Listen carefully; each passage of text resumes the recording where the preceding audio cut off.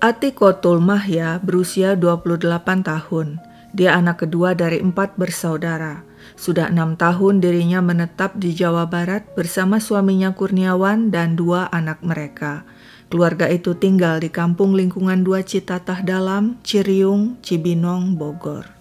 Atikotul Mahya yang biasa dipanggil Bunda Mahya punya banyak kegiatan. Selain berperan sebagai ibu rumah tangga yang merawat kedua anaknya yang masih kecil yang berusia 5 tahun dan 6 bulan, dia juga seorang guru mengaji untuk anak-anak usia dini. Ruang di bagian depan rumahnya dijadikan tempat belajar mengaji setiap hari. Sang suami Kurniawan selain bekerja juga dikenal sebagai ustadz di lingkungan tempat tinggal mereka. Karena kesibukannya itu, terlebih ketika anak keduanya lahir, sejak 5 bulan belakangan Bunda Mahya mempekerjakan Siti Koridah, tetangganya, sebagai ART untuk membantu mengerjakan pekerjaan rumah tangga. Selain kenal baik dengan Siti, Bunda Mahya juga mengenal suaminya Kuntaryo. Hubungan mereka baik-baik saja, namun belakangan ada yang bikin Bunda Mahya gusar. Kuntaryo meminjam uang padanya sebesar 1 juta dan berjanji dalam 3 hari akan mengembalikannya. "Tolong jangan bilang istri saya," pinta Kuntaryo pada Bunda Mahya. Bunda Mahya mengiyakan. 3 hari berlalu, Bunda Mahya menagih hutangnya pada Kuntaryo. Namun pria itu minta waktu beberapa hari lagi untuk melunasinya. Bunda Mahya pun memberi waktu. Tapi ditunggu hingga lebih seminggu, Kuntaryo tetap tidak mengembalikan pinjaman itu. Kesal, Bunda Mahya menuding Kuntaryo membohonginya dan minta pria itu mengembalikan uangnya secepatnya.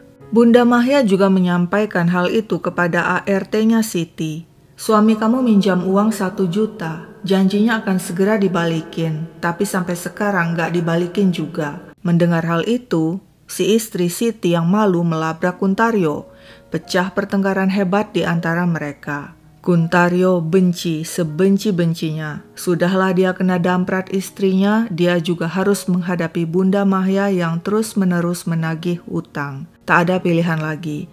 Kuntaryo harus bertindak agar hidupnya kembali tenang, terbebas dari utang. Pada Minggu 1 November 2020, selepas sholat Isya, warga kampung lingkungan 2 Citatah Dalam beramai-ramai ke musola untuk menghadiri acara Maulid Nabi, termasuk Bunda Mahya serta suaminya Kurniawan beserta 2 anak mereka. Musola hanya berjarak 400 meter dari rumah mereka. Sekitar pukul 9 malam, Bunda Mahya pulang duluan karena kedua anaknya mengantuk. Sedangkan sang suami Kurniawan tetap di musola bertugas sebagai MC. Malam semakin larut. Pukul 11:30 acara di musola bubar. Kurniawan, suami Bunda Mahya, pulang ke rumah. Tapi setiba di rumah dia heran, pintu dikunci. Dia mengetuk-ngetuk pintu dan kaca jendela, juga memanggil-manggil istrinya tapi tidak ada jawaban. Kurniawan akhirnya mendobrak pintu. Seisi rumah tampak normal. Dia lihat kedua anaknya tidur di kamar. Tapi di mana istrinya Mahya? Gamis dan kerudung yang tadinya dipakai Mahya ke musola tersampir di kursi dapur. Tapi HP istrinya tidak ada dan saat dihubungi juga tidak aktif. Kurniawan memeriksa setiap ruangan di rumah hingga gudang, tapi Mahya tidak ada. Tetangga juga tidak tahu keberadaan istrinya. Mungkinkah istrinya pergi begitu saja tanpa pamit? Tapi tidak mungkin karena sandal istrinya ada di depan rumah. Kurniawan lalu minta bantuan anak-anak remaja di masjid yang belum tidur untuk bersama-sama mencari Bunda Mahya. Mereka mencari di sekitar lingkungan pemukiman, bahkan hingga ke sungai yang berada tak jauh dari sana, namun nihil. Separuh putus asa, Kurniawan kembali ke rumah.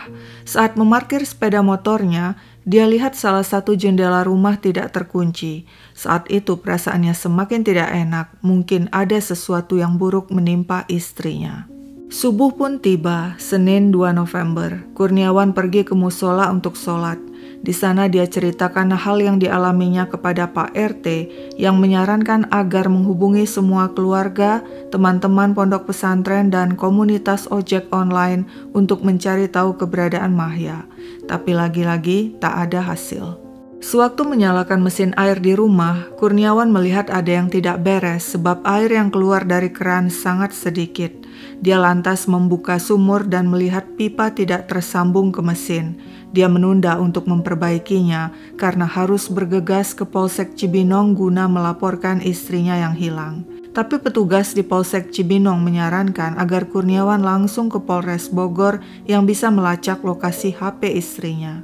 Sepulang dari Polres Bogor, Kurniawan bersama 4 temannya membuka sumur dan memperbaiki mesin air yang rusak hingga air kembali mengalir. Esoknya Selasa 3 November, saat membuka keran untuk wudhu, Kurniawan heran mencium air berbau anyir.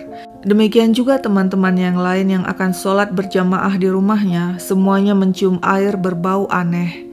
Karena curiga, mereka kembali membuka sumur dan melihat ke dalam dengan senter. Dan betapa terkejut mereka melihat bayangan putih seperti kaki di dalam sumur. Untuk memastikan, Kurniawan memanggil Mulyadi, tukang sumur. Saat Mulyadi memeriksa dengan senter, dia membenarkan sosok itu adalah jasad manusia, jasad Bunda Mahya yang sudah 2 hari dicari-cari. Penemuan mengerikan itu segera dilaporkan ke Pak RT, lalu bersama-sama mereka pergi melapor ke polisi. Warga lingkungan 2 Citatah Dalam gempar. Polisi yang segera tiba di TKP langsung menghubungi tim damkar untuk mengevakuasi jasad. Ukuran diameter sumur yang kecil sempat menyulitkan tim untuk mengevakuasi. Sumur itu penutupnya beton cor yang diameternya kecil, kedalamannya kurang lebih 20 meter. Hanya pas 1 badan orang saja, demikian kata tim damkar. Posisi jasad kepala di bawah, kaki di atas. Saat diangkat tampak kondisi jasad bengkak dan berbau busuk. Pakaiannya sudah terlepas di dalam sumur. Jasad lalu dibawa ke Rumah Sakit Polri Kramat Jati untuk keperluan visum. Setelah itu pihak keluarga membawa jasad Bunda Mahya ke kampung halamannya untuk dimakamkan di Wonorejo Kulon, Butuh, Purworejo. Apa yang sebenarnya menimpa Bunda Mahya? Apakah telah terjadi perampokan yang berakhir dengan pembunuhan Mahya? Kepada polisi, sang suami Kurniawan mengatakan uang di saku celana jeansnya yang digantung di belakang pintu raib. Begitupun uang di dompet istrinya yang disimpan di lemari. Tetangga mengatakan pada malam hilangnya Bunda Mahya, dia sempat mendengar suara teriakan yang sangat keras dari dalam rumah Bunda Mahya. Tapi setelah itu dia tidak mendengar apa-apa lagi sehingga menganggap semuanya baik-baik saja. Polisi bertanya, apakah Bunda Mahya punya musuh? Kurniawan mengatakan istrinya tidak punya musuh. Hanya saja beberapa waktu belakangan istrinya punya masalah utang piutang dengan suami ART mereka yang bernama Kuntaryo yang meminjam uang tapi tidak juga mengembalikannya. Polisi kemudian mendatangi Siti Koridah, istri Kuntaryo, dan menanyakan keberadaan pria itu. Siti Koridah mengatakan pada Minggu 1 November saat dirinya berada di musola dalam rangka peringatan Maulid Nabi, tiba-tiba suaminya Kuntaryo mengabari lewat WA. Aku dapat kerjaan mengantar orang ke Malang dan harus berangkat malam ini juga. Kuntaryo lalu mengirimkan foto dirinya berada di rental mobil. Lalu esoknya Senin 2 November menurut Siti, suaminya membagikan lokasi keberadaannya yakni di wilayah Tambak Prasung, Buduran, Sidoarjo, Jawa Timur. Kepada polisi, Siti mengaku dia tahu suaminya punya masalah utang 1 juta dengan Bunda Mahya. Dan sejak saat itu, dirinya dan suaminya selalu bertengkar. Siti juga menegaskan dia tidak tahu menahu tentang aksi pembunuhan Bunda Mahya. Berdasarkan pengakuan Siti, polisi mulai melacak lokasi dan alamat yang diberikan Kuntaryo. Ternyata tidak ada yang benar. Polisi yakin pria itu sengaja memberikan lokasi dan alamat palsu pada istrinya. Kemungkinan Kuntaryo pembunuh Bunda Mahya, dan setelah melakukan aksinya, dia segera kabur. Polisi terus memburu dan akhirnya menemukan pria itu bersembunyi di rumah temannya Nalih di Pabuaran, masih di kawasan Jawa Barat juga. Kepada polisi, Nalih mengatakan Kuntaryo tiba di rumahnya pada 1 November 2020 pukul 11 malam dengan mengendarai sepeda motor. Dia bilang mau jual HP milik anaknya untuk modal perjalanan ke Jawa Tengah. Nalih kemudian menawarkan HP tersebut kepada temannya Kasturi yang membelinya seharga 800.000. Nalih dan Kasturi mengatakan mereka tidak tahu HP tersebut adalah HP curian milik Bunda Mahya. Menurut Nalih, Kuntaryo tidak kemana-mana, tidak ke Malang seperti pengakuannya pada istrinya sebab dari tanggal 1 hingga 4 November, pria itu menginap di rumahnya. Saat diringkus, kepada polisi Kuntario mengaku dialah pelaku pembunuhan dan membeberkan kronologi kejadian. Begini ceritanya. Bunda Mahya harus mati. Itu satu-satunya cara menurut Kuntario agar dirinya terbebas dari utang. Pada Minggu 1 November 2020, saat warga pergi ke musola untuk menghadiri acara Maulid Nabi termasuk sang istri Siti, Kuntario memilih tidak ikut. Sekitar pukul 9 malam, dia menelpon sang istri Siti di musola. "Pulang jam berapa?" Siti menjawab, "Nanti kalau acara sudah selesai." Saat itu Siti juga mengatakan Bunda Mahya baru saja pulang dengan kedua anaknya. Kuntario merasa sekarang adalah saat yang tepat. Situasi sepi dan dia yakin suami Bunda Mahya masih di masjid sampai acara selesai. Tapi sebelumnya sekitar pukul 9.30 malam, Kuntario mencoba terlebih dulu menghubungi Bunda Mahya lewat WA sebanyak 2 kali. Tapi tidak ada jawaban. Pria itu pun kemudian berjalan kaki ke rumah Bunda Mahya yang hanya berjarak 200 meter dari kontrakannya. Setiba di depan pagar, Kuntario menaiki pagar dan meloncat masuk ke pekarangan rumah. Dia melangkah ke bagian belakang rumah dan mencari jendela dan pintu yang mungkin tidak terkunci. Tapi semuanya terkunci dengan rapat. Kuntario berpikir-pikir, lalu berjalan ke depan rumah dan mengecek jendela dan pintu depan. Ternyata salah satu jendela depan, yakni jendela kamar, tidak terkunci. Dia pun masuk lewat jendela itu. Dengan mengendap-endap, dia mencari Bunda Mahya yang ternyata sedang menyusui bayinya. Kuntario kembali bersembunyi, kali ini di kamar belakang yang berada di samping dapur. Beberapa menit kemudian, Bunda Mahya berjalan menuju dapur. Dan saat itulah Kuntario keluar dari tempat persembunyiannya dan membekap mulut Bunda Mahya. Bunda Mahya menjerit keras. Kuntario langsung menjegal kaki Bunda Mahya dan membantingnya ke lantai. Wanita malang itu jatuh dengan posisi tengkurap. Tanpa henti, Kuntario menginjak-injak tengkuk dan kepala Bunda Mahya hingga 15 kali.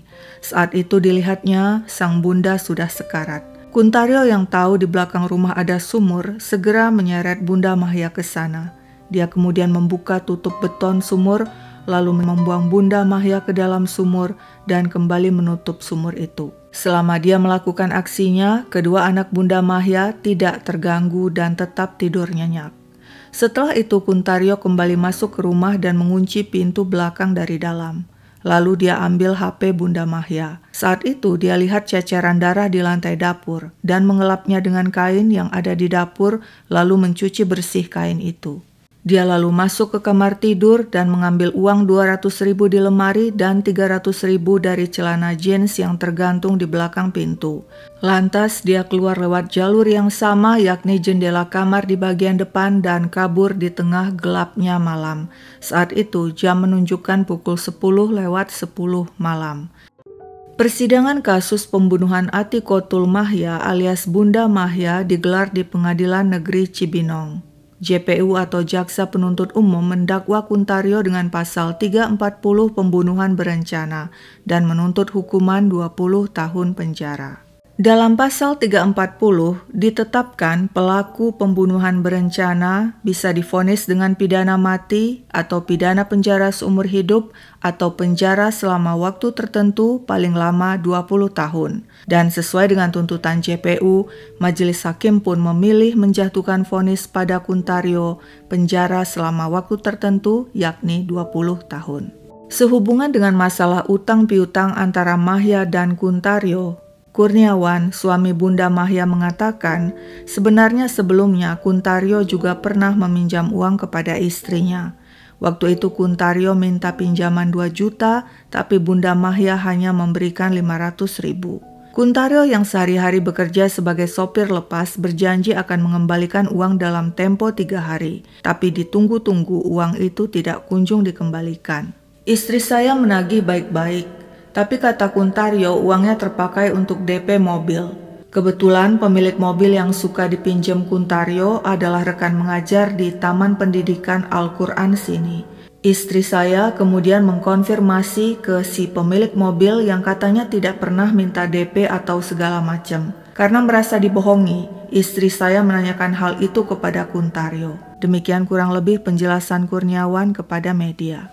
Nah, saat itu terjadi argumen yang cukup tegang antara Bunda Mahya dan Kuntario. Bunda Mahya lalu mengadukan hal itu kepada sang suami Kurniawan. Kurniawan menyarankan agar lain kali sang istri jangan meminjamkan lagi uang pada Kuntario. Namun beberapa hari kemudian, Bunda Mahya kembali meminjamkan uang kepada Kuntario. Setelah beberapa hari, Kuntario minjem duit lagi ke istri saya untuk pulang kampung. Katanya mau ngejual tanah di sana. Tapi ketika balik ke rumah, Kuntario ternyata tidak membawa uang. Dan saat utangnya ditagih Bunda Mahya, pria itu malah sakit hati dan merencanakan pembunuhan. Pembunuhan itu sudah direncanakannya sejak Oktober 2020 dan akhirnya dilaksanakan pada 1 November 2020. Sekian dulu ceritaku, sampai jumpa kapan-kapan.